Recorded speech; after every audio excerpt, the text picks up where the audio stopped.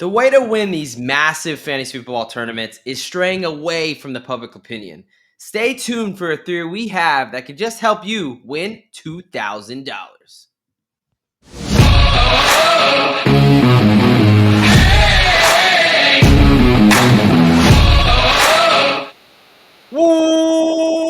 Welcome, football fans, to another edition of IDP Plus.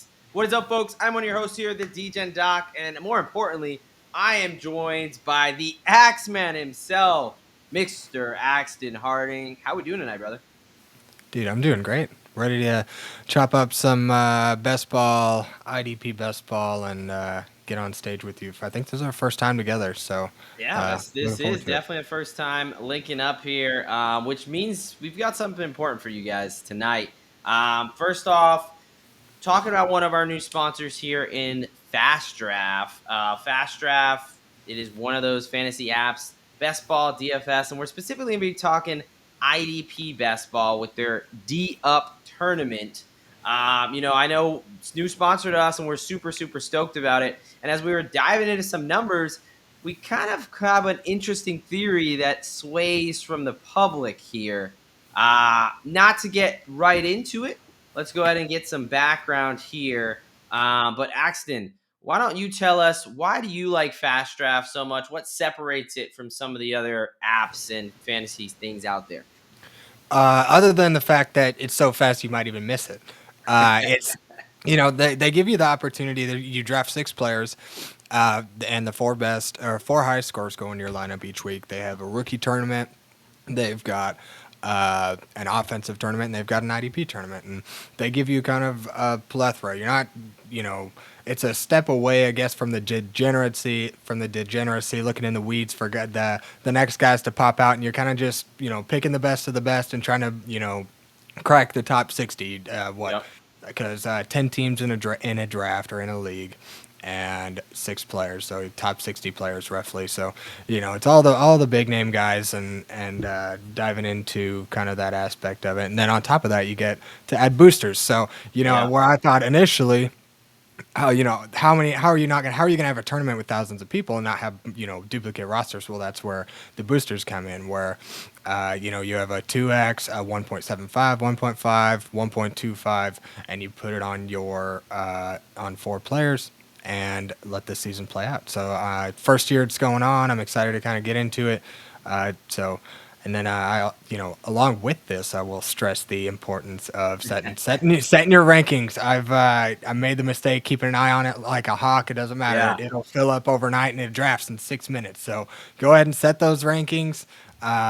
Maybe we can add a little information here tonight that can help you set those rankings. So Yeah, no, absolutely, man. I think, because this concept isn't new, but the way it's being done is what's new and kind of separates it, right? So you talked about fast draft, 20 seconds on the clock, right? You will miss it if you're not ready. So it's the good, right? But you got to be ready for it, because nobody likes sitting in a draft, and taking 30 minutes to an hour when you know what guys you want to pick. You're not gonna, you don't need a minute, you don't need 30 seconds, anything like that crazy. You know your decision and you want to get right to it, right? We're all about convenience. We want to be able to knock out a draft, under 10 minutes. That's beautiful. You don't have to dedicate too much time to it. You can get some bullets out there. And yeah, like you talk about, those boosts really is what helps you. Now, what I really like about it is, we're in April. We obviously, diehard football. We love football all the time. Never an off season for us here at IDP Plus. But a lot's going to change between now and kickoff, September 4th. So those boosters, when you draft in April, it allows you some flexibility to where, hey, maybe a guy gets injured, or maybe, if you're doing one of the rookie drafts, especially, you can start figuring out the depth chart, and those boosters will allow you to kind of get that flexibility and get that uniqueness in your lineup that you were talking about. So 2 really, really cool concepts there that they put into a style that we already love. As you talked about it, one thing I did want to highlight that's also a little bit specific. Well, a couple of things actually. No position restrictions. I know definitely, this really helps for more offensive, right? When you have some that you have to play a certain quarterback, this, that, right? Especially the rookies. There's only so many quarterbacks that are probably going to get any burn this year. So being able to not have those position restrictions is nice. As we're going to be talking specifically IDP tonight, because that's what we do here. That's our bread and butter. But we've been seeing some of these, 6-man defensive linemen or 6 linebackers. You really just got to focus on who you think is going to get the most amount of points. And then I also like what they call a third round reversal, the way that you draft these, where, say you're the last pick of the first round, you're 110. Well, then you're getting 201 and 301. And then it kind of reverses from there. So it's kind of some nice, neat little aspects that do kind of make it different, give you a little bit of a different experience. But all right, before we get into public kind of theory, what's going on, and kind of our theory, a competing theory, than what you're kind of hearing out there, which we think can give you a nice little edge in these tournaments, and we've started to use. I gotta tell you guys, I mean, look, we're already talking about them. Not only is Fast Draft great, but we're gonna make it even a little bit better here, because using promo code PLUS, that's right, PLUS, you will get it up to a $50 in a deposit match. It is as simple as this, folks. You download FastDraft.App. You're going to want it anyway, especially after you listen to this. You use promo code PLUS. Boom, $50. Immediately $50. We just got you entry into 5 more tournaments. That's 5 more bullets you can have at the shot at $2,000 for this D-Up tournament. And without further ado, let's talk about what this public opinion is. And I think it's kind of the way we can describe this is a little bit if we bring up the scoring here. One of the first things that jumps off the map here is we see that sack number, right? That high point total of number 6.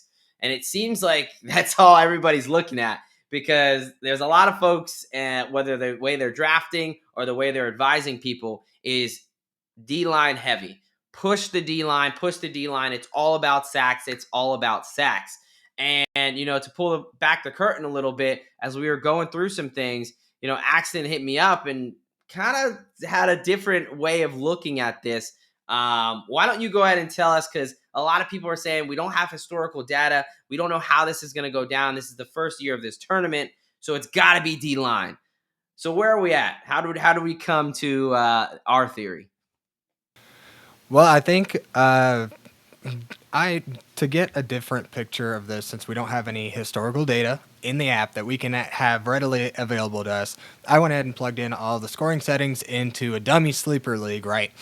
And from there, I would tweak the settings to make sure that I had everything correct.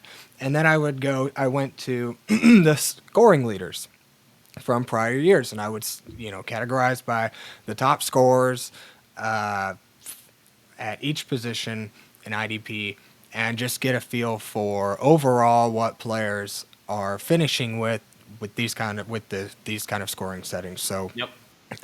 From there, it kind of drew out a different picture than what had been painted, and I think initially everybody's looking at your Micah Parsons, your Nick Bosa's, and those guys that can get you up to 15 plus sacks, and that's all great. When you get to the numbers do show that those top tier edge rushers are probably the most desirable, because they've been up there they have the proven production year over year.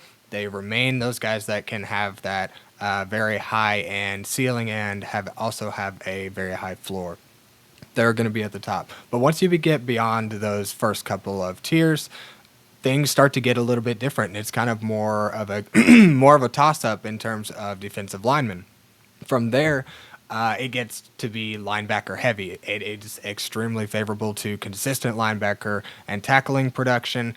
Ultimately, the people that are scoring the most are the guys that are either getting a surplus amount of tackles or a healthy dose of kind of big plays and tackling. So, defensive backs, I found a lot more defensive backs than what I've been seeing people draft anyways. Kind of numbers reflective of defensive linemen in the last 3 years even, where we've seen a number of defensive backs crack about I measured from about the overall top 100. I actually even went in, excuse me, to each of the last 3 years and manually plugged in each person on the top 100 and their overall fantasy points with this scoring to get a year-over-year look at everything. And, there's more often than not, there's a lot of linebackers appearing on this list year over year. defensive linemen, like I was saying, the top couple of tiers, and then defensive backs. Defensive backs are something that I think people are overshadowing and just kind of leaving out to dry. From what I could see, you could get Derwin James in like the 5th or 6th round, Yeah. and one of these defensive backs we're going to advocate for tonight, who's stuffing the stat sheet, plays around the line of scrimmage, is constantly in on big plays, and has a good tackling floor. And if you can get him in the 5th or 6th round, and he's constantly cracking the top 60 scorers 3 years in a row, why are you not? Why are we not? Why are we having full DL builds? Why aren't we going after any kind of defensive backs? And I Yeah. understand that defensive backs can be a little more volatile, where you'll see kind of a wide range of outcomes, but there's also a lot more defensive backs to pick from. And if you once you get out of that top 60, they really start opening up. And we'll kind of look into some of the stats here on Sleeper and what I was talking about. But it was a little eye opening. I've seen so many people just saying, I'm not going to take the chance at defensive back. And as I'm looking at the numbers here, I'm seeing a number of guys that are doing it year over year over year, that are in the top 60, in the top 100 scores. And instead, there's people in the ADP from Fast Draft who are drafting players that have not cracked the top 100 in the last 3 years. Yeah. So to me, it's ludicrous that you're not, doing you're doing yourself a disservice by kind of thinking. To me, it's a little short sighted to not really look at the big picture like this. And defensive backs, they made sure it had value, and it comes through consistent tackling production and interception yards, interceptions.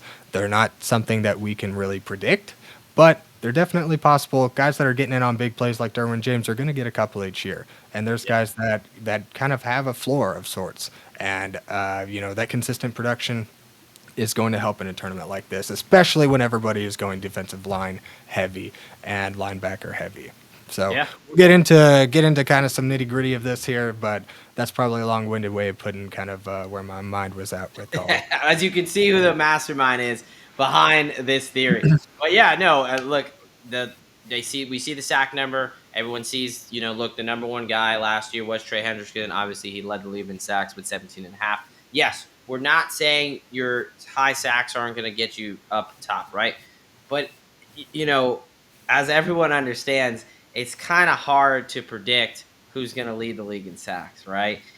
It's a lot easier, in my opinion, to predict what guys are going to be vital aspects of this defense. It's a counting game, right? It's a stat stuffing tournament. That's all it is. And as we go through some of these names that, as football fans, these players, a lot of them are in the box safeties. They're always around the ball. It would make sense. But when we look at these rankings, they're all the way either not getting drafted or, like you say, getting drafted in the 6th round.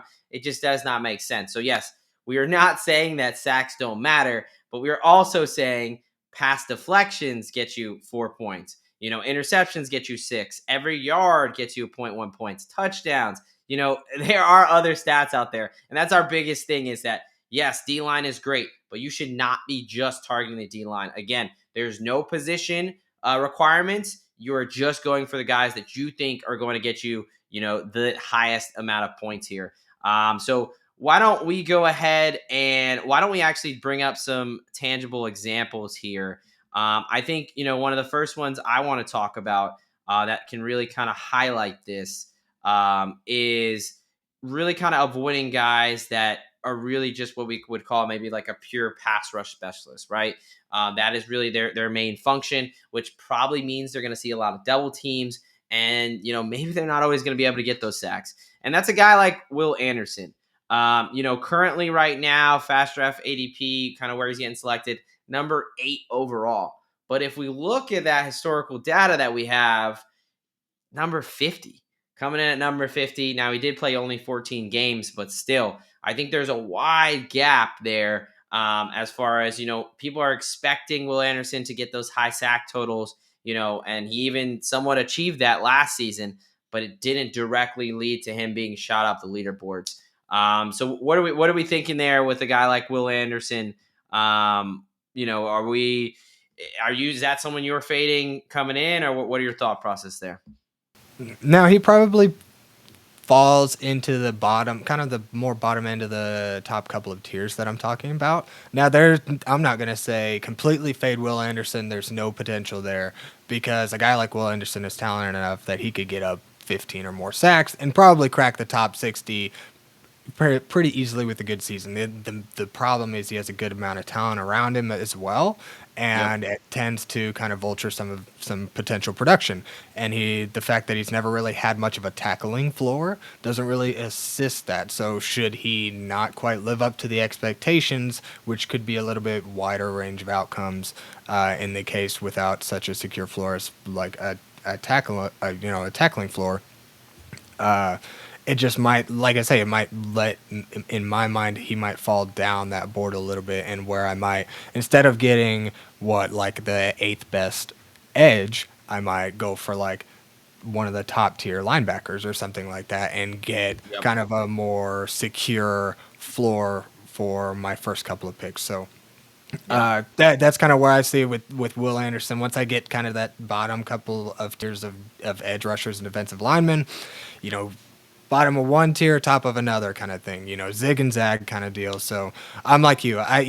The potential is there, but if I'm going to take a big swing in the I'd rather not take my big swings in the early rounds. I'd like to take those later. In my first Yeah. couple of rounds, I want to see a little bit more lockdown production. Yeah, no, I mean, I think, again, like you're saying, it's not like you don't think Will Anderson can have a good year, but I'm not spending a first round pick on Will Anderson when I can get a guy like someone that we're going to talk about, Brian Branch, man, a guy who is currently 26, 27 in ADP, but he finished in the top 10. He was the number 8. With this scoring, he finished number 8th last year in scoring, only playing 16 games. He did even miss a game there. I mean, this is, I think, one of the prototypical guys that when we talk about, these are guys you want to target because they're going to fill the stat sheet, right? Whether he can blitz and get a couple sacks, pass deflections, again, someone who's going to be in some coverage, whether it's a linebacker or a safety that can play down in the box. He had over 100 tackles. The interceptions, the potential for interception returns for a touchdown. That's where I think the sweet spot is, where really we can find some value. Because I was able to get him in the 3rd round in one of my drafts that I did there. And I mean, again, he finished number 8 last year, and there's no reason for him, even with Kirby Joseph, having like leading in interceptions, Brian Branch still finished in the top 10. Because he's just a stat stuffer. And yes, he's not going to get double-digit sacks, but that's okay because there's other potential for points there. And I think that's really like where we're getting at is like, yes, D-line is great, but it should not just be, laser focused in on the D-line and only worrying about sacks. There's only so many sacks out there, as you brought up. Will Anderson has Danielle Hunter on the other side, who had more sacks than him last year.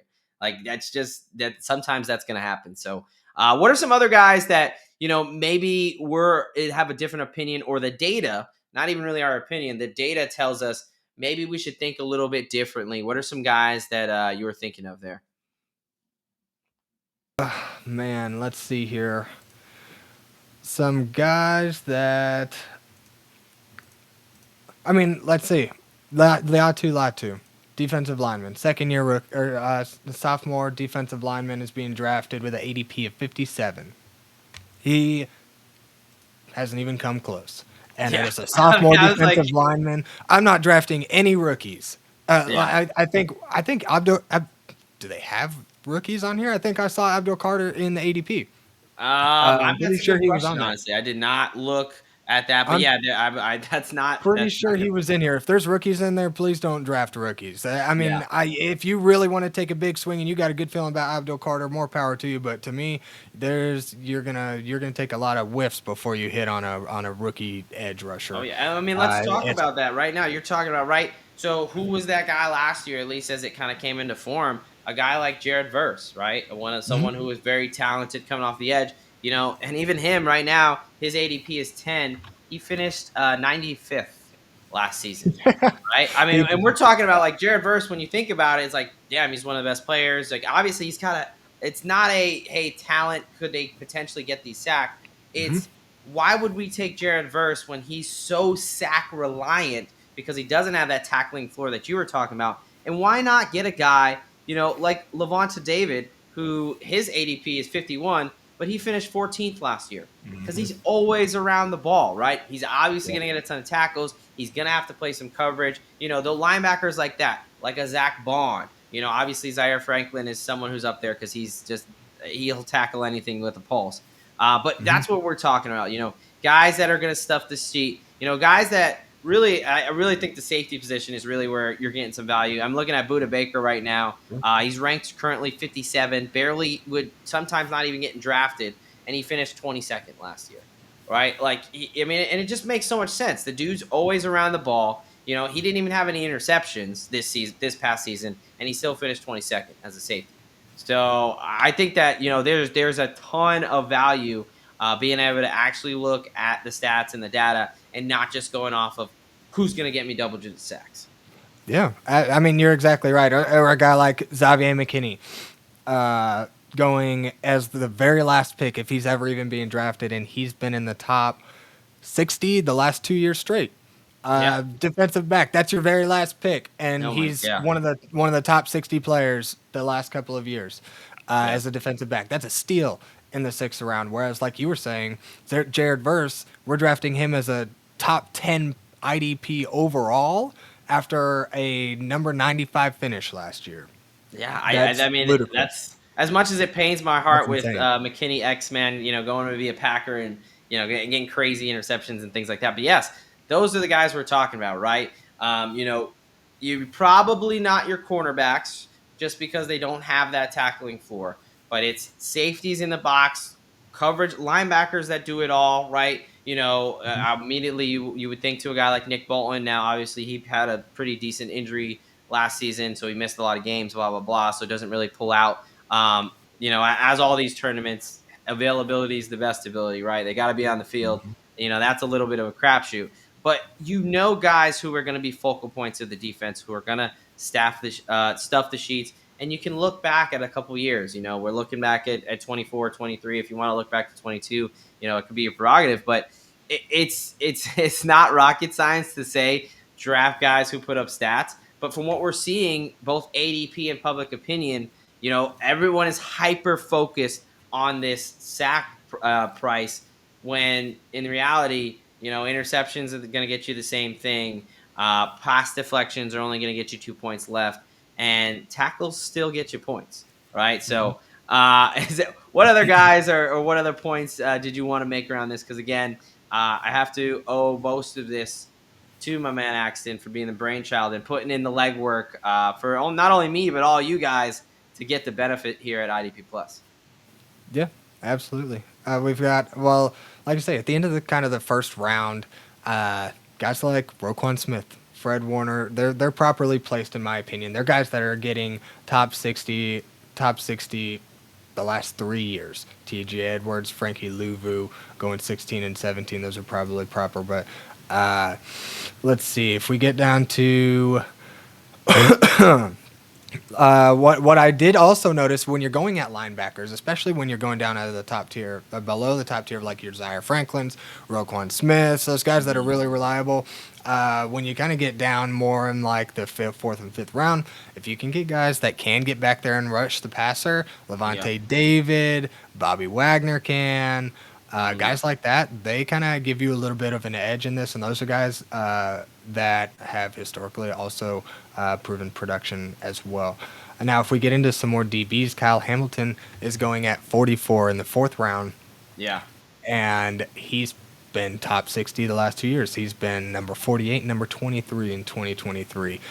So Kyle Hamilton, another DB. And that is only the second defensive back in the entire ADP going in the top 45. Yeah. 2 defensive backs, both, and Brian Branch. You were talking about Brian Branch earlier. Brian Branch finished 65 in his rookie season, 65 overall, didn't crack the top 60, but within the range of outcomes you want to shoot for when you're drafting in a tournament like this. Yeah. Because you can't guarantee you're going to draft one of the top 60 guys. More often than not, it's going to spread out pretty wide. So Brian Branch in his first couple of seasons haven't hit the top 65. That's impressive, especially considering his ADP. Kyle Hamilton's a steal. Then we get down to Antoine Winfield. He's done it. He didn't quite do it last year, but 2 years before that, he was, I guess, top 107. Not crazy, but I mean, Yeah. a guy putting up the kind of what I've noticed is what you want to do when you want to try to the kind of points you want to look for to, I guess, reach the top 100 is about 140 to 150. And Antoine Winfield was right there around 141. I think in that year the average was a little bit higher, so he didn't quite crack the top 100. But another guy, Buda Baker, top 20 last year, top 100 3 years ago. That's a defensive back you're getting in the 5th round. That's Yep. putting up numbers that people are putting up numbers that are better than people are drafting in the 1st and 2nd round. That's a steal late in the drafts. I mean, in my Xavier McKinney is hardly being drafted. I mentioned him earlier. Yeah.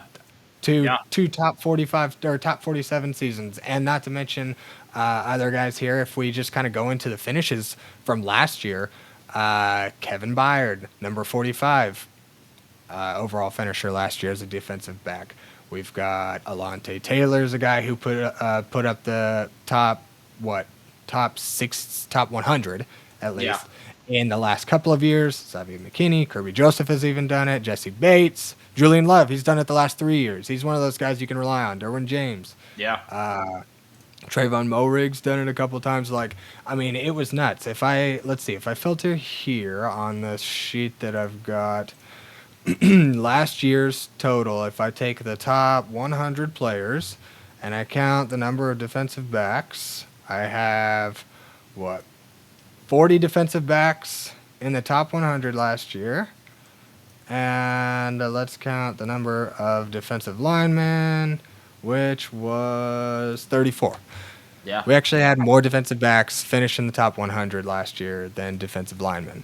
If you're going to take a swing, don't take a swing on a 4th-round edge who's Yeah. playing, 65% of the snaps when you could draft a safety who's playing around the line of scrimmage at 100% of snaps. There's only like 5 defensive backs being drafted in the whole tournament. You pretty well have your pick of who you want. Yeah. No, so I mean, you just said it, right? Like, we've got 40 top 100 finisher defensive backs, only 35, defensive linemen, and there's only 6 defensive backs in the top 60 ADP right now.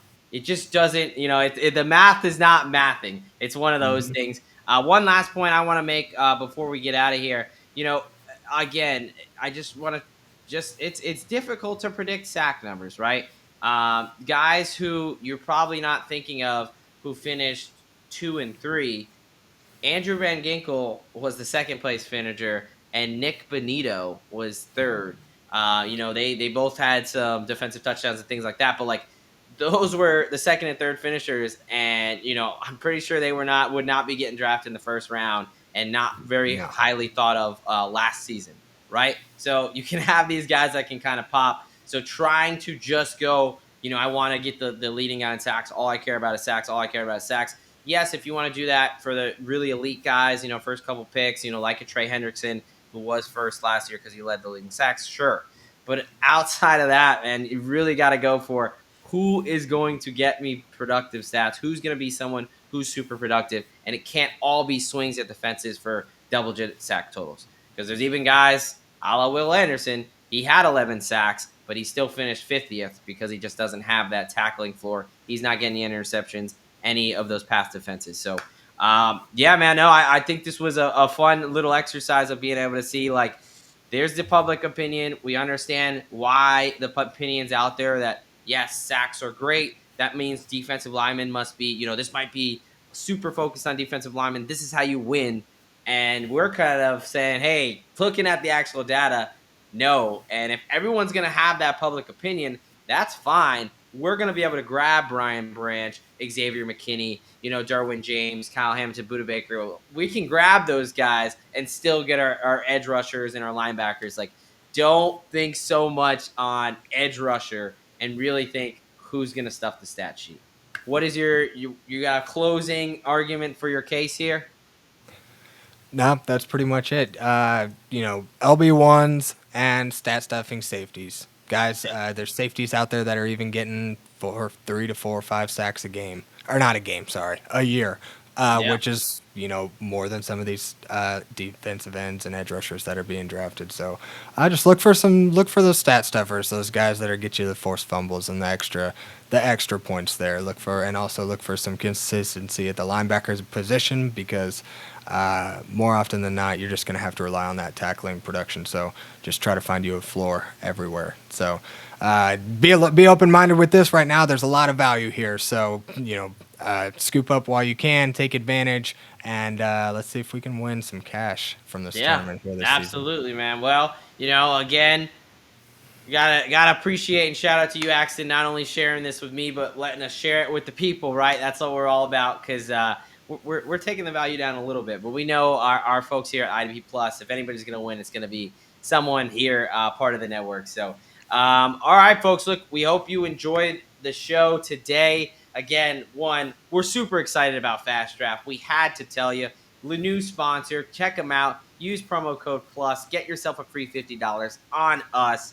And then look into the numbers yourself. Do your own research, right? This is just one of those fading the public opinion, because just kind of falling in line and being a bit of a sheep and following what everyone does, that is not how you take first place or win money in these tournaments. And safeties, linebackers, that is your key to $2,000. All right, folks, from the Axeman and the Doc here at IDP Plus, we are out of here. Thank you for watching the IDP Plus YouTube network. If you enjoyed this video, give it a thumbs up and don't forget to subscribe to our channel. Be sure to tap the bell icon to get notified whenever we upload new content.